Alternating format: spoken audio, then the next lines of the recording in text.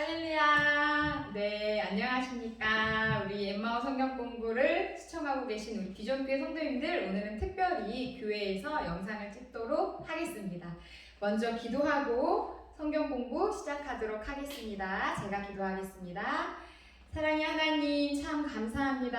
한 주간도 사랑하는 주의 성도들을 안전하게 주님의 능력의 손으로 붙잡으시사 우리의 삶과 생명을 지켜주시고 또 자신의 시간을 들여 이렇게 성경 공부를 하게 하여 주셔서 정말 감사드립니다. 하나님, 여기까지 인도하신 주님의 은혜에 매일매일 감사하며 말씀에 순종하는 삶 살아갈 수 있도록 도와주시옵소서. 오늘도 성경 공부할 때에 하나님의 말씀이 마음에 새겨지게 하여 주시고 그 말씀대로 살아가는 복된 삶 누리게 하여 주시옵소서. 감사합니다. 예수님 이름으로 기도드립니다. 아멘. 네, 잘 지내셨지요? 먼저 저와 같이 숙제부터 점검하고 공부 시작하도록 하겠습니다.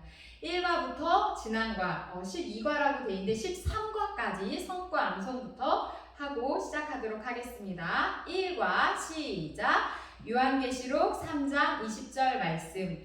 볼지어다 내가 문 밖에 서서 두드리노니 누구든지 내 음성을 듣고 문을 열면 내가 그에게로 들어가 그와 더불어 먹고 그는 나와 더불어 먹으리라. 아멘. 2과 시작.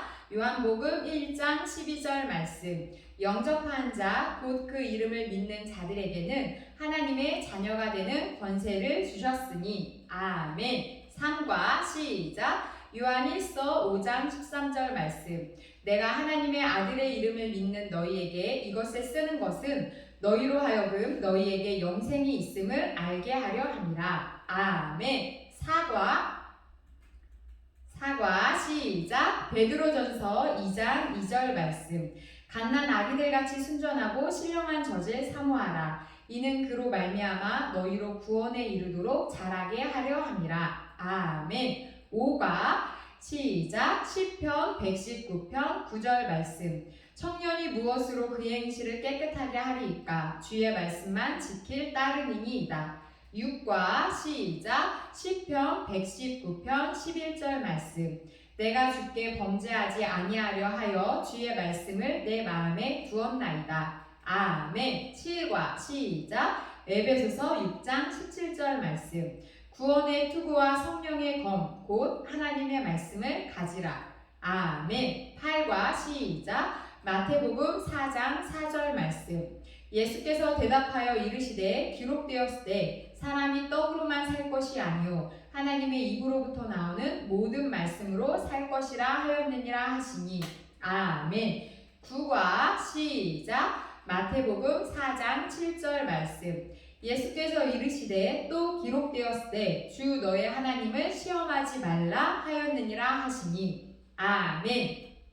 10과 시작.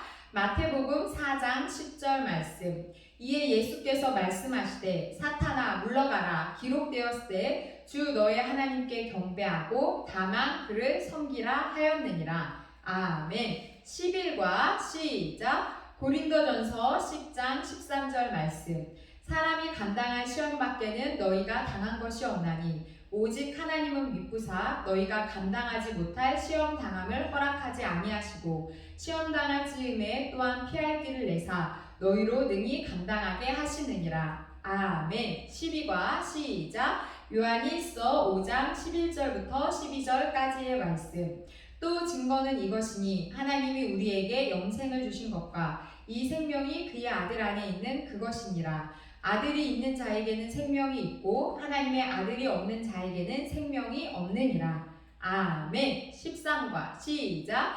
요한복음 16장 24절 말씀. 지금까지는 너희가 내 이름으로 아무것도 구하지 아니하였으나 구하라 그리하면 받으리니 너희 기쁨이 충만하리라. 아멘. 네, 암송 열심히 하셨나요? 암송 구절이 점점 늘어가고 있기 때문에 1과부터 꾸준히 하시지 않으면 뒤에 30과까지 하기가 어려우실 수 있습니다. 지금부터라도 매일매일 하루에서 3번에서 4번 이상 입 밖으로 소리내서 꼭 반복해 보시기를 바랍니다. 그러다 보면 분명히 암송이 줄줄줄 나오는 날이 올 것입니다. 자, 두 번째 숙제 성경 1독 통독 통독 잘 하고 계시죠? 우리가 오늘이 14과니까 성경의 반 정도는 지금 통독이 돼 있으셔야 됩니다. 하지만 내가 통독이 너무 조금밖에 안 됐다 해도 실망하실 필요 없습니다. 오늘부터라도 어플 계속 켜놓고 오며 가며 무엇을 하든지 성경을 읽고 다른 책들 읽을 시간에 조금 시간을 바꿔서 성경 먼저 읽는 시간을 가지시기를 바랍니다. 말씀의 진리, 그 꿀맛을 깊이 체험하실 수 있을 겁니다. 자, 특별 숙제 일주일에 3번 이상 교회에 나와서 기도하기였죠. 새벽 예배 때도 좋고 출퇴근길에도 좋고 언제든지 교회 와서 3번 이상 기도하기 숙제였습니다. 잘 하셨나요? 만약에 지난주에 잘 못하셨다면 이번 주에 새롭게 한번 도전해 보셨으면 좋겠습니다. 지난주에 배웠던 내용 핵심 정리하고 성경 공부 시작하겠습니다. 구원의 확신에 대해서 지난주에 우리가 성경 공부했습니다. 구원받은 성도는 어떻게 살아야 한다고 했습니까? 거룩한 삶을 살아야 한다라고 이야기했죠. 그리고 이렇게 우리의 삶을 거룩하게 하는 것은 하나님의 말씀과 기도밖에 없습니다. 기도는 영적인 호흡이고 대화다라고 이야기했습니다. 하나님 안에서의 쉼없이 호흡하고 하나님과 끊임없이 대화하는 삶을 살기로 우리는 지난주에 결심했었습니다. 자, 오늘은 이어서 확신 시리즈 사죄의 확신입니다. 사죄란 용서받은 것에 대한 확신에 대한 이야기라는 것입니다. 머릿글 같이 읽고 시작하겠습니다.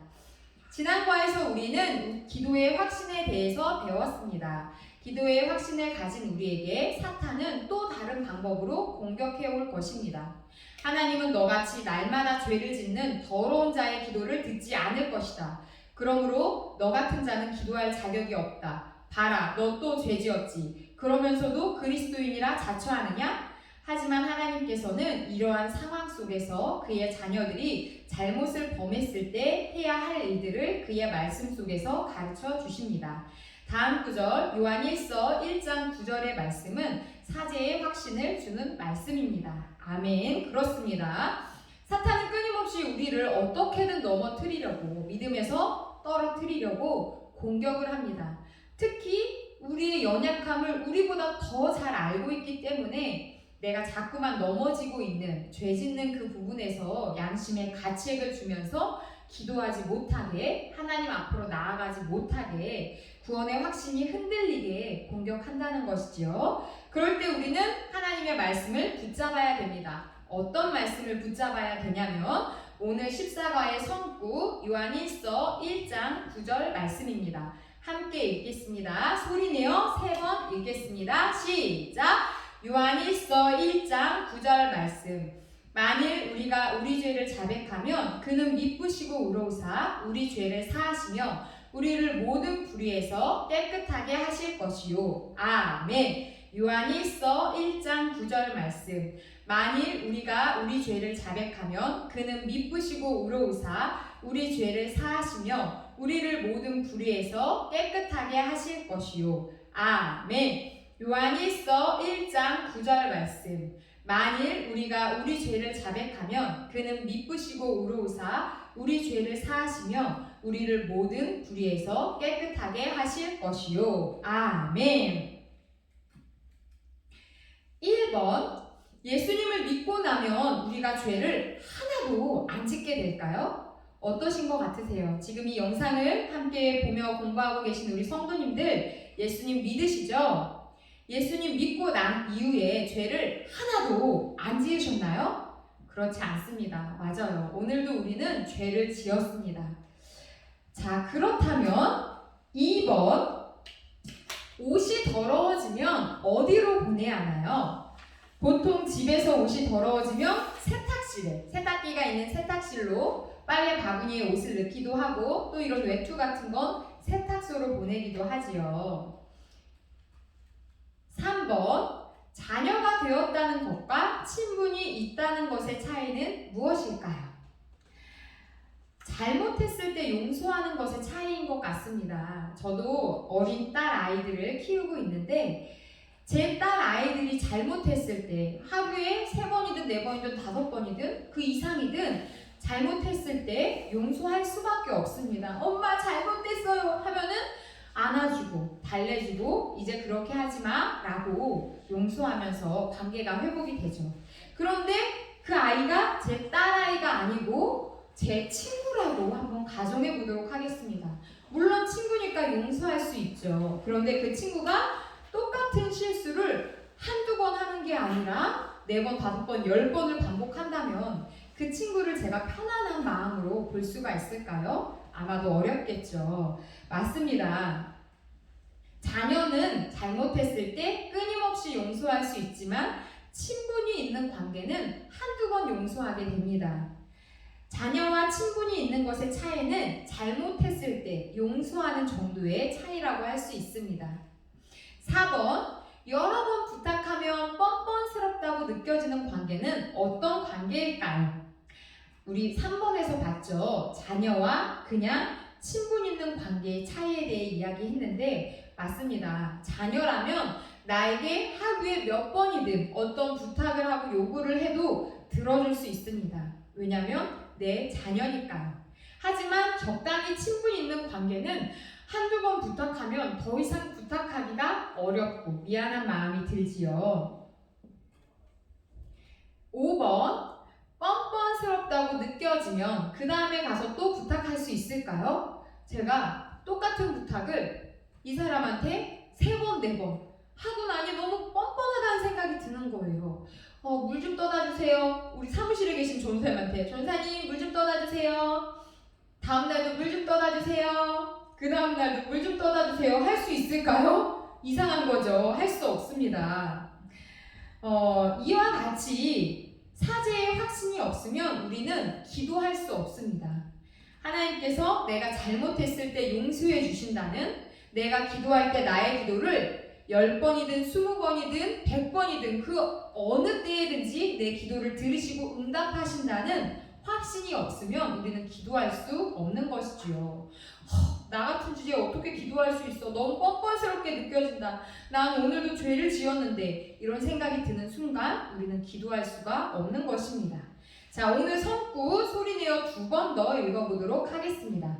시작! 요한 1서 1장 9절 말씀. 만일 우리가 우리 죄를 자백하면 그는 미쁘시고 의로우사 우리 죄를 사하시며 우리를 모든 불의에서 깨끗하게 하실 것이요. 아멘. 요한 1서 1장 9절 말씀. 만일 우리가 우리 죄를 자백하면 그는 미쁘시고 의로우사 우리 죄를 사하시며 우리를 모든 불의에서 깨끗하게 하실 것이요. 아멘. 6번. 우리가 무엇 때문에 누구를 만났을까요? 자, 무엇 때문에 누구를 만났을까? 너무 광범위한 질문이지요. 앞에 질문에 대한 힌트를 드린다면 죄 때문에, 우리의 죄 때문에 우리는 누구를 만났습니다. 누구를 만났습니까? 예수 그리스도를 만난 것입니다. 죄가 많은 곳에 은혜도 많다라고 성경에 말씀하고 있지요. 7번, 간첩이 자수를 안 하는 이유가 무엇일까요? 믿어지지 않기 때문이겠죠. 과연 정부의 말대로 나를 용서하고 받아줄까라는 확신이 없는 것입니다. 사상교육으로 인해 불신이 뿌리 박혀 있기 때문에 자수를 할 수 없다는 것이 탈북자들의 증언입니다. 자, 그런데 우리가 회개하지 않는 이유도 이와 같습니다. 우리가 회개 안 하는 이유, 왜 회개를 하지 않냐면 우리에게도 탈북자들에게 그런 사상교육이 뿌리 박혀 있는 것처럼 우리의 머릿속에도 그런 사탄의 사상교육이 뿌리 박혀 있는 것이지요. 내가 이렇게 죄를 지었는데 어떻게 하나님께 뻔뻔하게 또 기도를 할 수가 있나? 내가 과연 하나님의 자녀라고 할 수 있나? 나 같은 사람이 드리는 예배가 무슨 의미가 있나? 라는 생각으로 사탄은 끊임없이 우리를 공격합니다. 그런데 여기에 문제가 있습니다. 죄책감 때문에 우리가 회개를 하지 않다 보면은 기도가 막히게 됩니다. 죄사함이 없으면, 내가 기도할 때 용서해 주신다는 확신이 없으면 우리는 기도할 수 없게 되는데, 기도가 막히면 그때부터 여러 가지 문제들이 발생하게 되는 것이지요. 왜냐하면 지난과에 기도 응답의 확신에 대해 배운 것처럼 기도는 우리의 영적인 호흡이기도 하고 하나님과의 대화이기도 한데 가정 안에서 가족끼리 대화가 단절되었습니다. 심각한 문제죠. 그런데 거기에서 끝나지 않고 더 이상 숨을 쉬지도 않습니다. 그건 정말 더 심각한 문제지요. 맞습니다. 죄사함의 확신이 없어서 기도가 막히게 되면 그때부터 삶에 크고 작은 문제들이 생기는데 먼저 영적인 문제들이 생깁니다. 영적인 문제들이 생겨서 예배가 막히고 그러다 보니 관계가 막히고 기쁨이 사라지고 불평불만이 가득해지고 화가 나게 됩니다.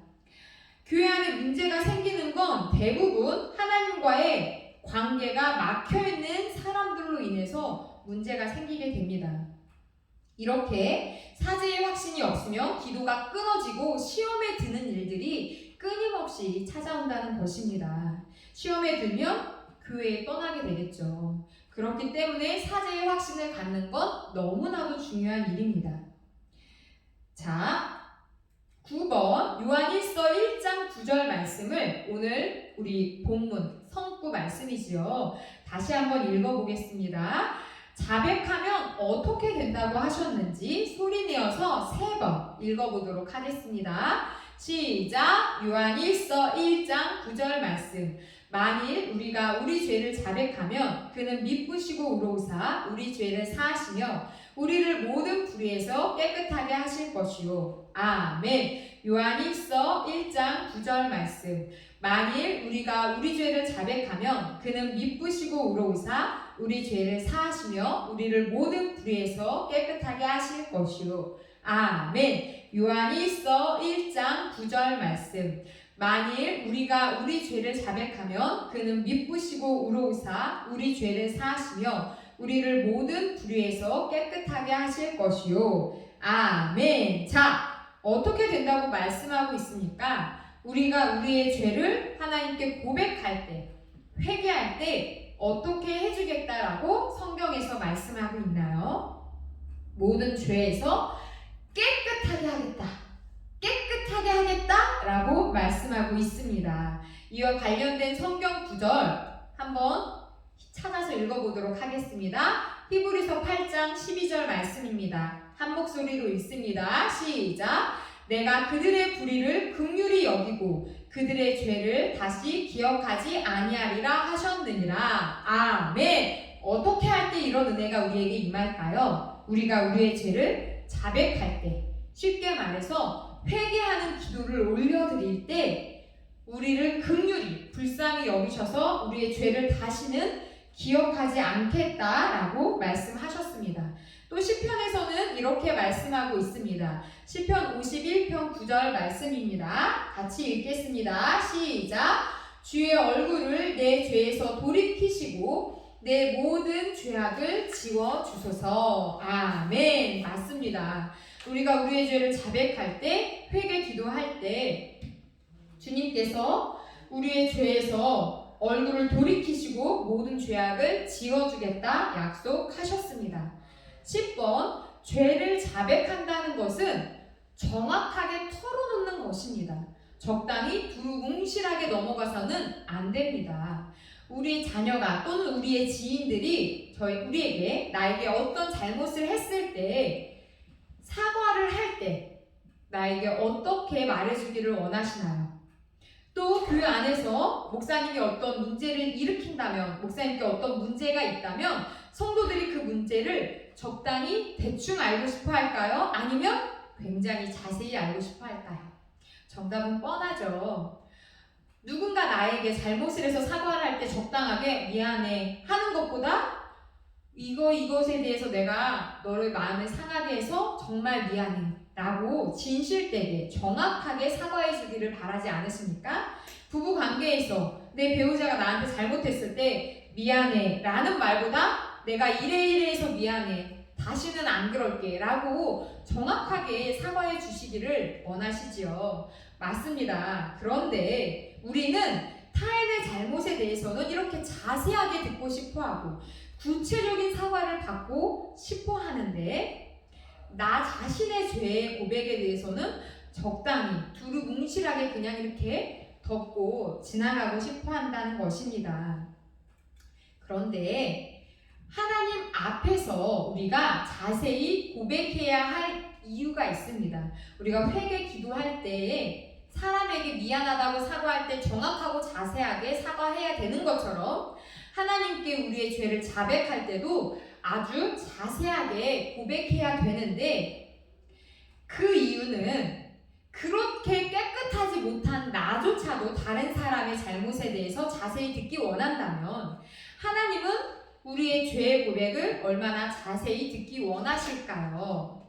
자, 어떻게 생각하십니까? 그렇겠죠. 하나님은 사실 우리가 어떤 나쁜 생각을 하는지, 사람들이 보지 않는 곳에서 어떤 나쁜 행동을 하는지, 어떤 습관적인 죄가 있는지 다 알고 계십니다. 하지만 자녀된 우리가 아버지 되신 하나님께 내가 고백하면 나를 용서하고 받아주실 거라는 그 믿음을 갖고 자세히 고백하기를 원하신다는 것입니다. 어떤 믿음이냐면 내가 회개할 때 모든 죄를 깨끗이 용서해 주실 것에 대한 믿음, 그 믿음을 갖고 고백하는 것입니다. 우리를 사랑하기 때문인 거죠. 우리가 자녀이기 때문인 것입니다. 자, 12번 이사야 1장 18절 말씀을 한번 설명해 보라고 나와 있습니다. 성경 말씀 먼저 보겠습니다. 함께 읽겠습니다. 시작! 여호와께서 말씀하시되 오라 우리가 서로 변론하자. 너희의 죄가 주홍 같을지라도 눈과 같이 희어질 것이요 진홍같이 붉을지라도 양털같이 희게 되리라. 아멘. 자, 어떤 말씀인 것 같으십니까? 여기에서 이 말씀에서 변론하자라는 단어가 나오지요. 이 변론하자라는 말은 자세히 인격적으로 말하자는 뜻입니다. 여기 지금 너희 죄가 주홍같이 붉을지라도 눈같이 희어지고 진홍같이 붉을지라도 양털같이 희게 된다라고 말씀하고 있는 건 굉장히 큰 의미가 있습니다. 검은 옷은 적당히 빨아도 깨끗해 보이지요. 하지만 하얀 와이셔츠, 하얀 메리아스, 제가 속에 입은 이런 하얀 블라우스 이런 것들은 어떻게 빨아야 됩니까? 더 깨끗하게 빨아야지 깨끗해 보입니다. 어떤 옷들은 삶아야지 깨끗해 보이는 옷들도 있지요. 하얀 옷이 그렇습니다.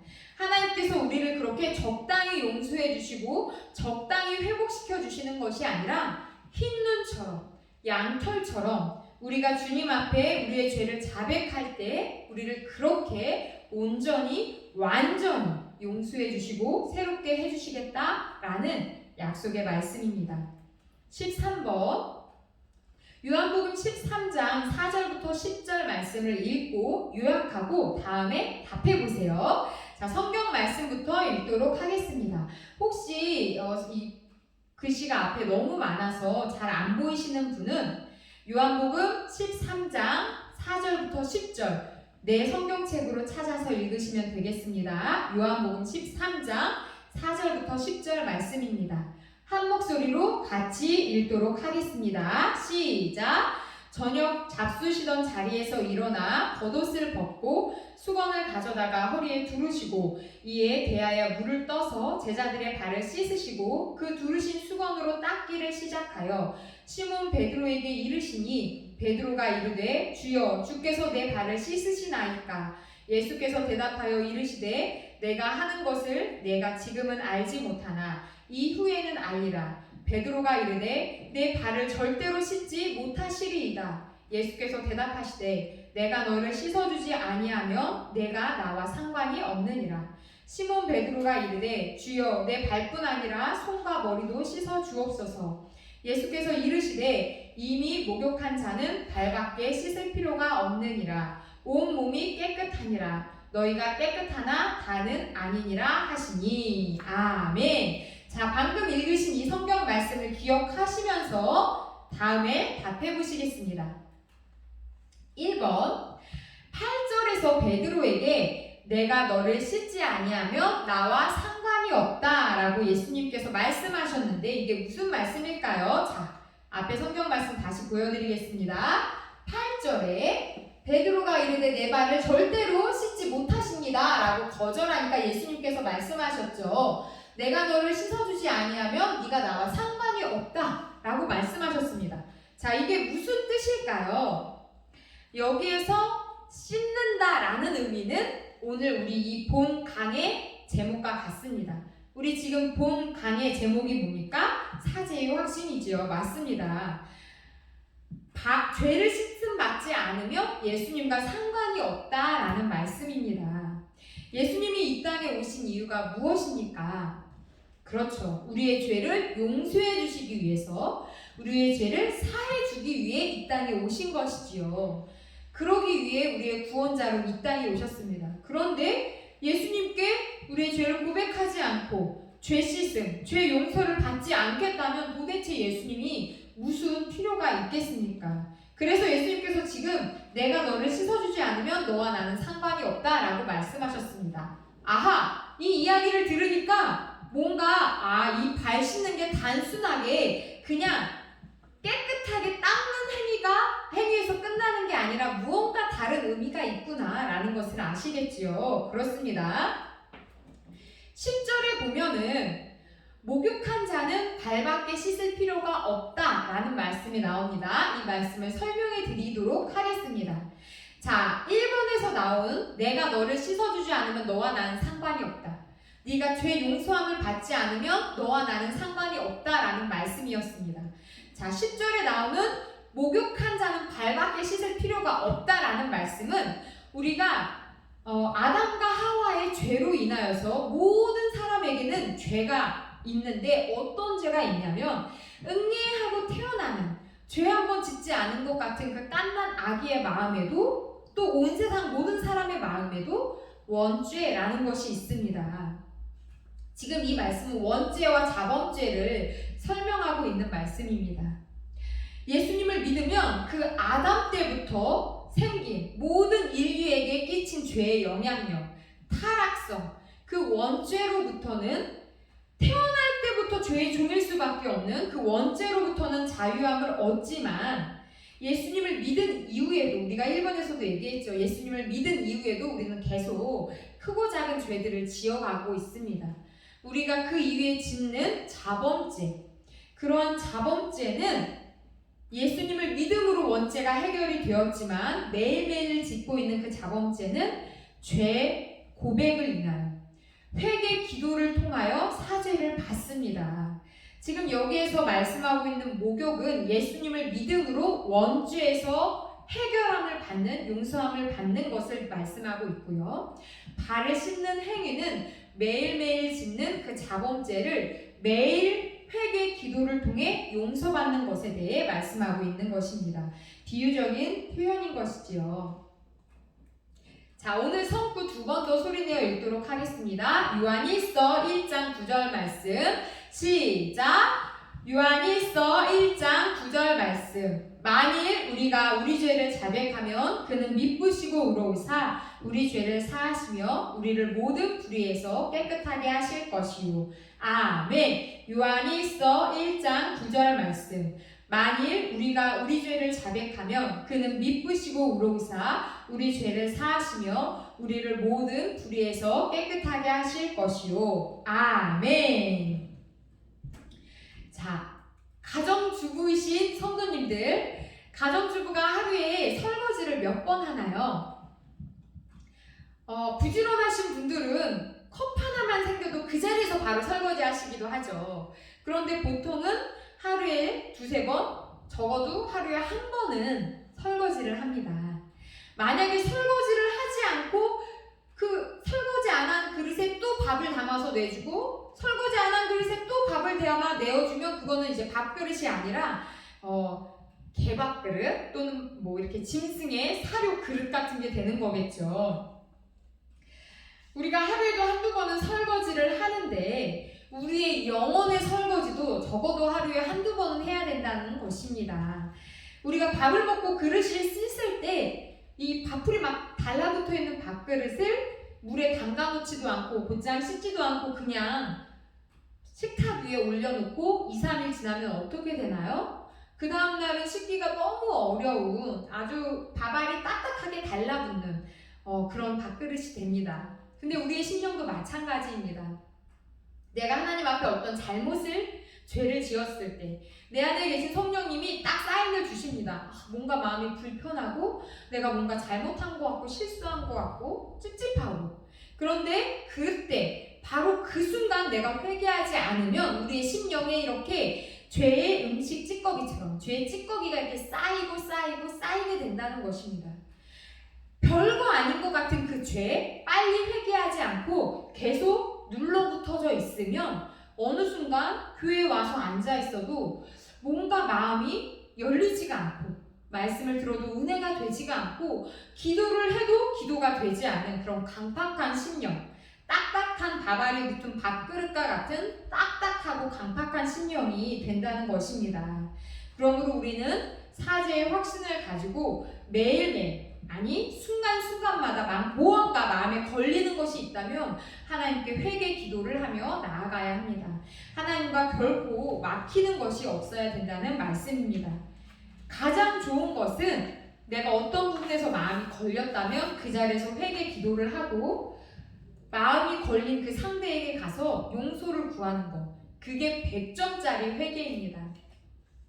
하늘에서도 풀리고 땅에서도 풀리는 방법이지요. 자, 오늘 성경 공부 통해서 내가 느끼고 배운 거, 깨달은 게 있다면 가까운 지인들과 꼭 나눠보시기 바랍니다. 아니면 개인 영성 훈련 일지나 일기장에 또는 핸드폰 메모장에 메모해 보시기 바랍니다. 자, 오늘 배운 내용 정리해 드리겠습니다. 예수님을 믿음으로 원죄에서 해방되었지만 우리는 여전히 자범죄를 지으며 살아갑니다. 죄를 지어 넘어졌을 때 우리는 미쁘고 의로우신 주님께 회개해야 합니다. 그럴 때 우리의 아버지 되신 하나님께서는 우리를 깨끗하게 용서해 주시겠다 약속하셨습니다. 아멘. 이 말씀을 믿음으로 받아들이고 이번 한 주간도 기도함으로 회개 기도하고 말씀을 암송하며 승리하시기 바랍니다. 자, 과제 소개해 드리도록 하겠습니다. 1과부터 오늘 배운 14과까지 성구 암송 열심히 하시고요. 암송 수첩 만들어서 갖고 다니시는 거죠. 매일매일 월화수목금토일에 동그라미 하시면서 암송하시기 바랍니다. 성경 1도 열심히 해주시고요. 특별 숙제는 내 죄를 노트나 핸드폰 메모장에 자세히 적어보고 그리고 사죄의 확신을 가지고 그 죄에 대해서 회개 기도를 하나님께 올려드리는 것입니다. 그리고 내가 용서의 확신을 갖고 아직 용서하지 못한 대상이 있다면 내 마음에서 풀어주는 것입니다. 하나님께서 나의 죄를 용서해 주신다는 것을 믿는 사람은 다른 사람도 용서할 수 있습니다.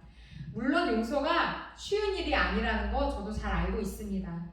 하지만 누군가를 미워하고 용서하지 못할 때 나 자신을 감옥에 가두고 괴롭히는 일과 같습니다. 하나님께서 우리에게 하나님께 죄를 용서해달라는 기도도 하고 또 나에게 잘못한 사람을 용서해 주라 말씀하신 이유는 주기도문에 그렇게 나와 있죠. 우리를 사랑하시기 때문입니다. 우리가 하나님 안에서 항상 기뻐하고 쉬지 말고 기도하고 범사에 감사하는 그 복된 삶을 누리기를 하나님 아버지께서 우리에게 바라시기 때문이지요. 자, 이번 한 주간 하나님께 용서를 구하고 또 용서해주는 한 주가 되시기를 바랍니다.